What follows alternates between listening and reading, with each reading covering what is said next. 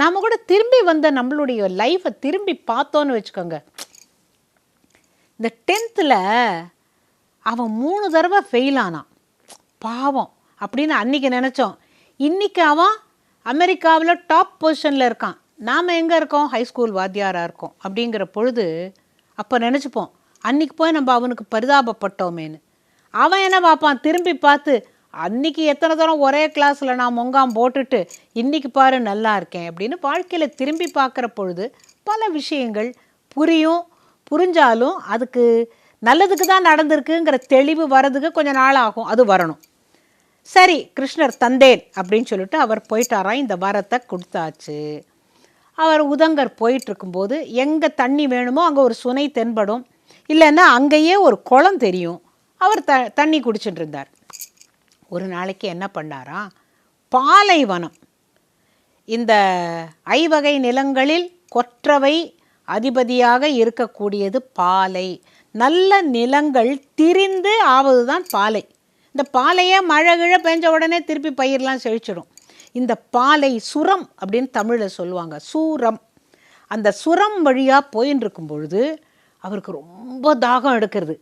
அந்த மாதிரி வெயிலில் நீங்கள் போயிருக்கீங்களா? நீங்கள் எல்லாம் இப்போ ஏர் கண்டிஷன் பஸ்ஸுலேயும் அதுலேயும் போகிறதுனால உங்களுக்கு தெரியாது. இந்த மாதிரி ரொம்ப வெயில் பொட்டல் வெயிலாக இருக்கிற இடத்துல நீங்கள் போகும்போது தூரத்தில் இப்படி ஒன்று தெரியும், தண்ணி மாதிரி தெரியும். அங்கே கிட்ட போனால் ஒன்றுமே இருக்காது. அதுக்கு பேர் கானல் நீர். பல பேர் வாழ்க்கையில் சுகத்தை தேடி போகும்பொழுது தூரத்தில் ஒன்று தெரியுதில்ல, தண்ணி மாதிரி, அதுதான் சுகம்னு நினச்சிப்பான். இல்லை, கிட்ட போய் பார்த்தா அது மாயை. இவர் பார்க்குறார், ரொம்ப தாகமாக இருக்கே கிருஷ்ணா, இத்தனை நாள் நான் உங்ககிட்ட வேண்டின்றதோட பலன் எங்கே போச்சு? எனக்கு தண்ணியே கிடைக்கலையே, எங்கேயுமே இல்லையே அப்படின்னு லேசாக தவிக்கிற பொழுது தூரத்தில் ஒருத்தன் வரான். வரும்போதே கூடவே நாயெல்லாம் இழுத்துட்டு வரான். தோல், இந்த லீஷில் போட்டுன்னு சொல்லுவாங்களே, அந்த தோல் இதில் நாயெல்லாம் கட்டி இழுத்துன்னு வரான். அவன் கையில் ஒரு தோல் பை இருக்குது. அவன் அங்கேருந்து கிட்ட வர வர வர அவனை பார்க்குற பொழுது, யார் அவன்னு கேட்டாக்க அந்த பாலைவனத்து பக்கத்தில் இருக்கிற ஒரு வேடன். அவன் கிட்ட வந்த உடனே, ஐயா சாமி ரொம்ப தாகமாக இருக்கீங்களோ? என்கிட்ட தோல் பையில் தண்ணி வச்சுருக்கேன், அதுக்கு மூங்கில் குழாய் கூட இருக்குது, நான் ஊற்றட்டுமா, குடிக்கிறீங்களா? அவ்வளவுதான்.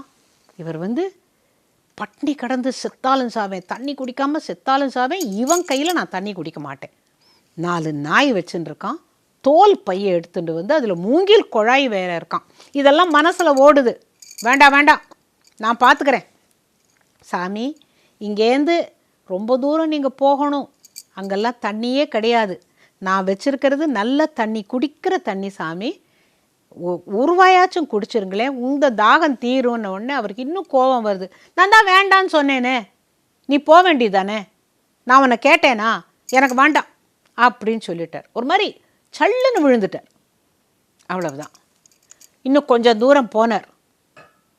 கொஞ்சம் தூரம் போனவர் என்ன பண்ணுறார், கிருஷ்ணா நீ ஆபத் பாந்தவன், அநாத ரட்சகன், நான் சொன்னேனே அன்னைக்கு திரௌபதிக்கு நீ அங்கேயே நின்று காப்பாற்றாமல் நீ அக்கிரமம் பண்ணினேன்னு, இப்போ என் முன்னால் வா, நான் உன்னை 4 கேள்வி கேட்குறேன் அப்படின்ன போது கிருஷ்ணர் வந்தார். என்ன உதங்கரே, என்ன இவ்வளவு கோபம் அப்படின்ன பொழுது, நீ எனக்கு என்ன சொன்ன?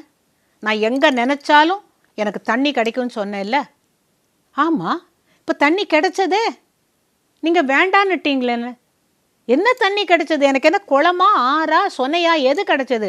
எவனோ மொத்தம் தோல் பையில் வச்சுண்டு மூங்கில் குழாய் இருக்குது, நீ குடின்னு சொல்கிறான், நான் குடிப்பேனா அப்படின்ன பொழுது, யார் அவன் அப்படின்னு கிருஷ்ணர் கேட்டபோது, எனக்கு தெரியாது, ஏதோ பாலைவனத்து வேடன்னு திரும்பி பார்த்தா அவன் டக்குன்னு மறைஞ்சான். அப்போ தான் கிருஷ்ணர் சிரிச்சாராம். அவன் போகிறானே, அவன் யார் தெரியுமா? தேவேந்திரன். என்கிட்ட ஒரு பந்தயம் வச்சான், அவர் ரொம்ப ரொம்ப ஞானி, அவருக்கு இந்த பேதமே கிடையாது அப்படின்னு நான் சொன்னேன். அப்போ தேவேந்திரன் சொன்னான், இல்லை, அதிகம் படித்தவர்களாக இருக்கலாம், அதிகமான ஞானியாக இருக்கலாம், அவர்களுக்குள்ளேயும் கொஞ்சம் ஈகோ உண்டு. நான் வேணா பாரேன் கிருஷ்ணா, நான் இதில் அமிர்தம் எடுத்துகிட்டு போகிறேன், அவருக்கு தாகமே எடுக்காத அளவுக்கு நான் அமிர்தம் கொடுத்துடுறேன், அவர் மட்டும் இதை குடிச்சிட்டா உனக்கு எனக்கும் பந்தயம்னு சொன்னால் நான் சொன்னேன், இல்லை இல்லை உதங்கர் அப்படிப்பட்டவரே இல்லை, அவர் மகா ஞானி. அவர் என்ன நீ இப்போ பாலைவனத்து வேடனாக இருந்தார்னா யாராக இருந்தார், எனக்கு தண்ணி வேண்டும், அந்த தண்ணீர் கொடுக்கக்கூடியவன் யாராக இருந்தாலும் அவன் தர்மவான், அப்படி தான் நினைப்பார்னு நான் சொன்னேன். ஆனால் நீங்கள் அவன் 2 தரம் கேட்டும் வேண்டான்னு சொல்லிட்டேள். எப்பேற்பட்ட அமிர்தத்தை நீங்கள் வேண்டான்னு சொல்லிட்டேள். வந்தவனுடைய வெளி உருவத்தை பார்த்து அவன் 4 நாயை வச்சிட்ருக்கான், அவன் வேடன்னு சொல்லி தோல் பையிலேருந்து நான் தண்ணி குடிக்கிறதா அப்படி நீங்கள் வேண்டான்னு சொன்னீங்க. என்ன பண்ணி நீங்கள் கடைசியில் அமிர்தம் கிடைக்க வேண்டிய அந்த ஒரு அருமையான வாய்ப்பை நீங்கள் நழுவ விட்டீர்கள்ன பொழுது தான் அவர் ரொம்ப வெட்கப்பட்டாராம். முதல் தடவை கிருஷ்ணனை பார்த்தபோது எல்லாத்துக்கும் காரணம் நீதான், நான் உன்னை சபிக்கிறேன்லாம் கோச்சுண்டமே. எப்பேற்பட்ட பரந்தாமன் நான் ஞானின்னு சொல்லி தேவேந்திரன் கிட்ட என்னை பற்றி உயர்வாக சொல்லியிருக்கிறான், நான் எப்பேற்பட்ட பைத்தியக்காரன் அப்படிங்கிறத உணர்ந்தாரான். நான் ஏன் சொல்கிறேன்னா, சொல்வது செயல் எல்லாமே ஒன்றோட ஒன்று இணைஞ்சு இருந்துட்டா வாழ்க்கை ரொம்ப நல்லாயிருக்கும். இப்போ அவர் ஞானியாக இருந்து என்ன தெரிஞ்சுக்கிட்டார், சர்வம் ஈஸ்வரனுடைய படைப்புகள், அதற்குள் இறைவன், எனக்குள் இறைவன், அவன் சொன்னா என்ன நான் சொன்னா என்ன, அந்த மாதிரி ஒரு ஞான நிலை வந்த பிறகு அவன் வேறு, இவன் வேடான், அவன் தோல் பை அப்படிலாம் நான் நினச்சேன்னாக்கா நமக்குள்ளே பேதம் இருக்கக்கூடாது, எல்லாத்துக்குள்ளேயும் இறைவனை பார்க்கணுங்கிறத அன்னைக்கு அவர் உணர்ந்தாராம். இந்த கதை நம்மளை எவ்வளோ உணர வைக்குது இல்லை? இன்னும் இருக்குங்க கதையெல்லாம்.